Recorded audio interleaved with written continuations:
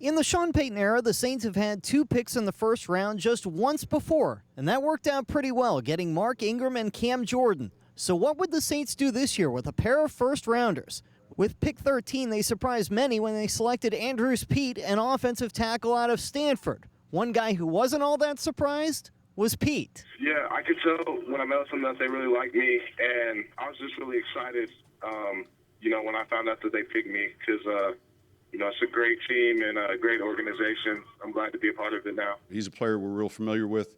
David Shaw and I had worked together back in Philadelphia. We've had this player shoot on an interview at the Combine. We've had him here on a trip.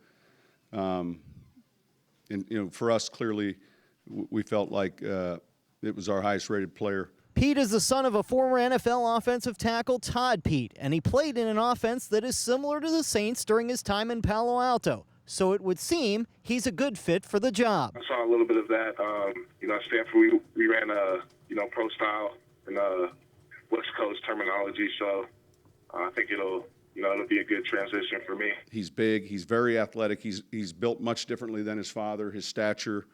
He's got long arms, and more than anything, it's a confirmation of calling David and talking more about. And within 5 minutes, I knew from the phone call, David saw him the same way we did, but I wanted to hear him tell me that. Then with the 31st pick, the Saints chose Stefan Anthony, a linebacker out of Clemson who impressed the Saints at the Combine and at his pro day. And in turn, the Saints impressed him. Getting that meeting with Coach Payton, meeting with Coach Rob Ryan, and meeting with Coach Vic, the linebacker coach. He's gonna be an exciting guy to play for, man. And meeting with those guys through the whole process, they came down to the pro day, and then I got a chance to meet them again. And it's just something about those guys that we clicked. His size, his flexibility, position flexibility. I think he can play either inside position. I think he's probably most suited to play Mike, so he's got that body type.